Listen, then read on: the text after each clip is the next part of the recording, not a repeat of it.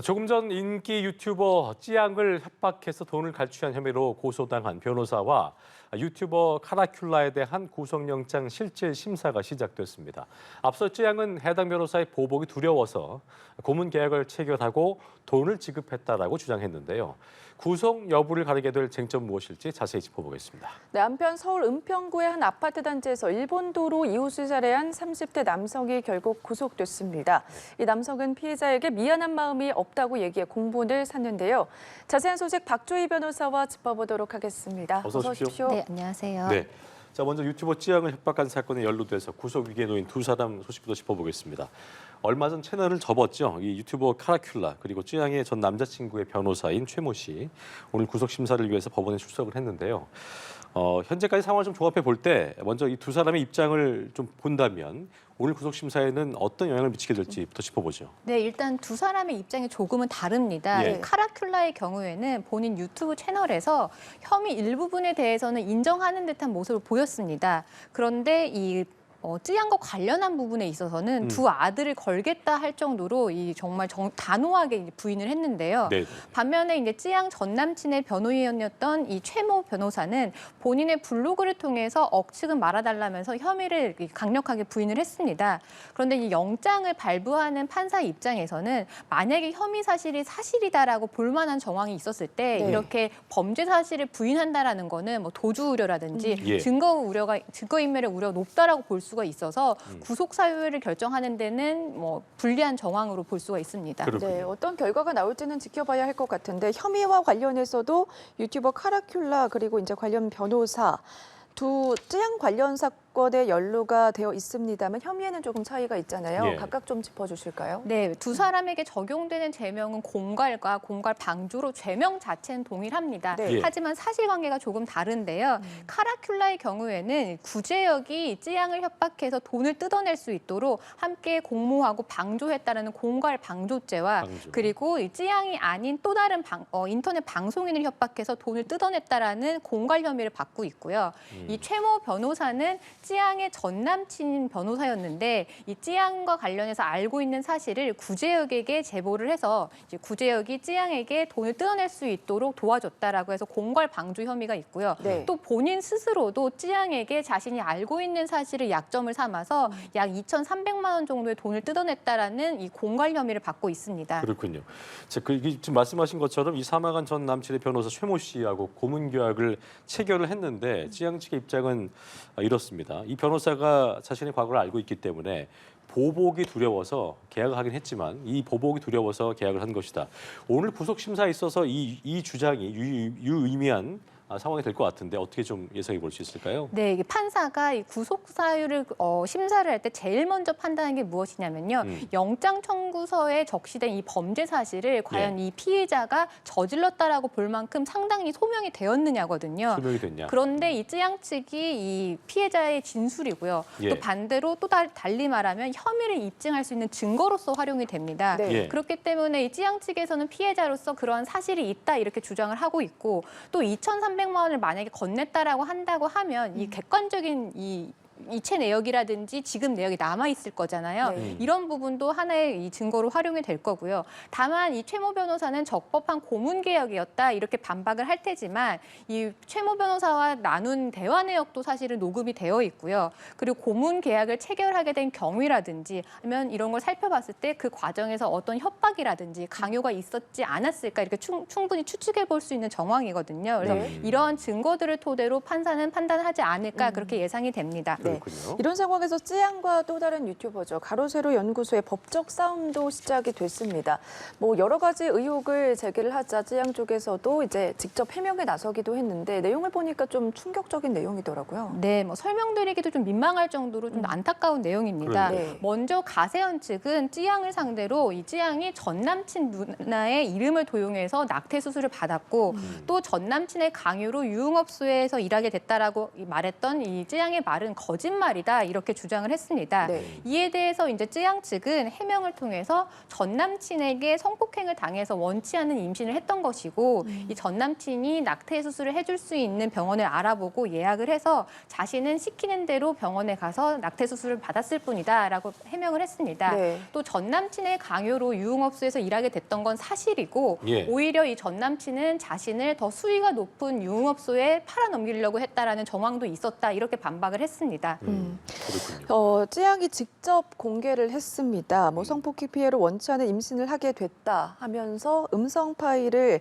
냈는데 이게 과연 증거에 있어서 어느 정도 효력을 좀 미칠까요? 일단 대화 당사자들끼리 나눈 내용을 녹음을 한 거기 때문에 뭐 네. 통신비밀보호법상 뭐 불법적인 여지는 없습니다. 그래서 충분히 증거로 활용은 될 수가 있는데요. 예. 다만 이 해당 녹음 파일은 지금 쯔양과 관련된 대중의 의혹을 해소하는 데는 좀 증거로서의 가치가 있겠지만 네. 법적 다툼에선 과연 증거로서 이게 뭐 주요한 이 증거인지는 사실 의문입니다. 왜냐하면 지금 쯔양이 이 가세현 측을 허위 사실 유포에 의한 명예훼손으로 고소를 했잖아요. 예, 예. 그러면 쟁점이 무엇이냐면 이 가세현이 주장한 이 쯔양이 명의 도용을 해서 이 수술을 받았느냐 이 부분이 허위냐 아니냐 이 부분이 사실 쟁점이 되는 부분이라서 네. 이런 어제 쯔양 측에서 공개한 녹취 파일은 이 수술을 하게 된 경위를 밝히는 부분에 있어서는 뭐 증거로서 활용이 되겠지만 지금 쟁점이 되고 있는 이 부분과는 살짝 거리가 있다라고 이렇게 해석이 됩니다. 네, 처음에는 가세현 측이 뭐 이제 그 사이버레카를 폭로했다가 지금은 또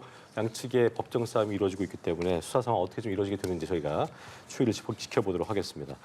다음 주제 만나보죠. 다음은 일본도로 무고한 이웃을 살해한 30대 남성 소식인데요. 어제 저희가 이 내용 짚어왔었는데 구속 심사 전 그 법원 출석하면서 보셨죠? 그 피해자한테 미안한 마음이 없다라고 주장해서 충격을 줬었는데 결국 법원은 뭐 이런 것들이 이유가 됐겠죠. 구속할 필요가 있다 판단을 했습니다. 발부 배경부터 짚어볼까요?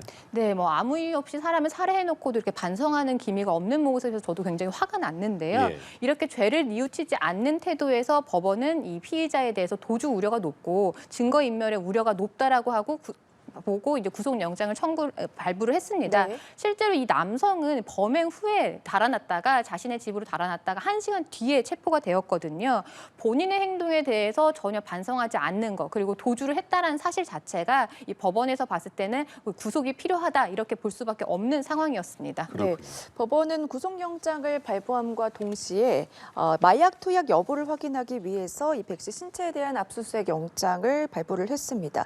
여기에서 이제 경찰이 확인할 수 있는 거는 어떤 게 있는지도 궁금하거든요. 네, 뭐 경찰은 처음에 마약류 간이 네. 시약 검사를 권했습니다. 예. 그런데 이 남성은 거부를 했고요. 결국에는 이제 법원에서 발부받은 신체에 대한 압수수색 영장을 통해서 이 남성의 모발과 소변을 채취할 수밖에 없습니다. 그래서 예. 이 채취한 모발과 소변을 통해서 이 마약류 그리고 향정신성 의약품 투약 사실 이 부분이 좀 밝혀져야 될 것 같습니다. 예. 자, 그리고 법원이 이 구속영장 발부한 비슷한 시각에 두 아이의 아빠였던 피해자의 빈소에서는 발인이 진행이 됐습니다. 뭐 상상할 수 없는 그 시대에 빠져 있을 유가족들과 지인들 이렇게 뭐 이상동기 범죄가 반복되고 있다 보니까 그런데 정부는 대책이 없다면서 성토를 했습니다. 관리 대책이 좀 시급해 보이네요. 네, 이 사건이 사실 굉장히 안타까운 게 이 참변이 발생하기 전에 이 예. 남성에 대해서 7차례나 경찰에 신고가 이루어졌다라는 그랬었죠. 거거든요. 그만큼 충분히 예방을 할 수 있었다라고 해석이 되는 부분인데요. 이 경찰은 이렇게 이상 행동을 보이는 사람들에게는 사실은 강제 입원 조치라든지 아니면 정신과 상담 같은 걸 안내를 할 수가 있습니다. 예. 이런 부분이 사실 잘 이루어지지 않은 것 같고요. 사실 몇 년 전에 이 진주에서 아파트 방화를 했던 이 안인득 사건 같은 경우도 강제 입원 조치가 바로 이루어졌다라고 하면 사실 그런 참변을 막을 수 있었는데 그렇지 못해서 사실 안타까움을 남겼거든요. 예. 근데 사실 아직까지도 이 부분이 사실은 좀 개선되고 있지 않은 것 같고요. 예. 또 하나는 이제 지금 경찰에서는 이 총포 도검 소지 허가에 대해서 다시 재정비하겠다라고 밝혔습니다. 예. 사실 총포 같은 경우는 뭐 상대적으로 좀 관리가 잘 된다 이렇게 뭐 평가를 할 수 있겠지만 도검의 경우에는 사실 좀 허술한 부분이 되게 많습니다. 많다면서요? 네. 문제가. 그리고 허가 후에도 이 주기적으로 이 사람이 정말 정신 변력이 없는지 뭐 네. 제대로 이 소지를 하고 있는지 이런 부분도 주기적으로 점검이 해야 되는데 이 부분도 사실 이루어지지 않고요. 이 결격 사유를 심사를 할 때도 서면으로만 심사를 하다 보니까 실제로 까다로운 심사가 이루어지지 않고 있습니다. 네. 이런 상황에서 어제는 50cm에 달하는 정글도로 이웃 주민을 위협한 60대가 검거가 되는 아찔한 일도 벌어졌습니다. 그렇습니다. 이런 일들이 좀 비일비재하게 나타나고 있는데 이유를 보니까 재떨이를 치웠다라는 이유 때문이라면서요. 네, 맞습니다. 좀 황당한 이유인데요. 이 아파트 쉼터에서 공동으로 사용하던 재떨이를 치웠다는 이유로 네. 이 화가 난다라고 해서 이 칼을 휘둘렀는데요. 이 남성은 결국 신고를 받고 출동한 경찰에게 현행범으로 체포가 되었고요. 경찰은 이 정글도를 압수하고 이 남성에 대해서 이 구속영장을 청구했다라고 합니다. 이게 참 일본도에 이어서 정글도까지 사실 뭐 본로의 어떤 용도에 맞지 않게 흉기가 된 거잖아요. 근데 사실 이 정글도 같은 경우는 또 보니까 어떤 수집하는 개념처럼 그렇게 모으는 그 도검으로 분류가 되지 않아서 언제나 쉽게 구매가 가능한 거라서 더 위험하다는 우려의 목소리도 있습니다. 뭐 정글도뿐만 아니라 이제 이렇게 용도로 제대로 쓰이지 않으면 이 나이프라는 게 정말 위험한 게 되는 건데 흉기가 될 수 있는 건데 나이프류 그러니까 뭐 쉽게 구매할 수 있는 이런 어떤 거에 대한 관리 대책도 중요하다는 목소리가 나오는 것 같습니다. 네, 뭐 아까 잠깐 말씀드렸지만 이 총포도검 관리법이 사실 재정비될 필요가 있는데요.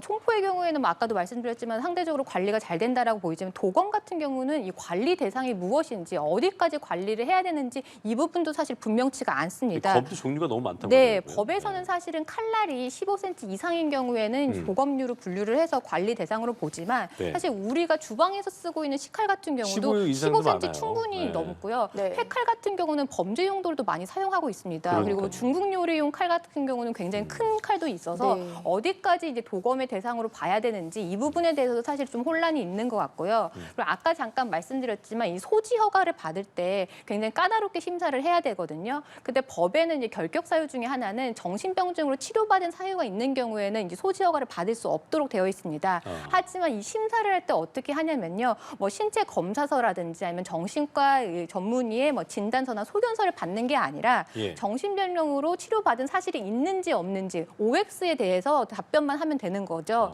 그러니까 형식적으로 이 답변할 수밖에 없으니까 사실은 심사가 제대로 이루어지지 않다 이렇게 평가를 할 수가 있을 것 같습니다. 예, 알겠습니다. 저희는 다음 사건으로 좀 넘어가 보도록 하겠습니다. 네. 테라 루나 폭락 사태 핵심 인물인 권도영 씨에 관한 소식이 전해졌는데요. 이게 지금 한국이냐 미국으로 송환하느냐를 놓고는 1년 넘게 결정이 엎치락뒤치락하지 않았습니까? 근데 한국으로 송환될 가능성이 높아졌다면서요? 네, 이게 워낙 반전을 거듭하다 네. 보니까 좀 사실관계를 좀 정리해야 될 필요가 있을 그렇습니다. 것 같은데요. 이 권도영에 대한 범죄인 인도 청구에서 1심인 포드고리차 고등법원은 미국의 인도 청구가 더 빨랐다라고 하면서 미국에 송환을 결정을 했습니다. 네. 그런데 이 권도영 측은 몬테네그로 항소법원에 항소를 했고요. 항소법원은 인도 청구에 관련해서 사실관계가 잘못됐다라고 하면서 예. 미국이 아닌 한국으로 다시 보내야 된다라고 송환 결정을 했습니다.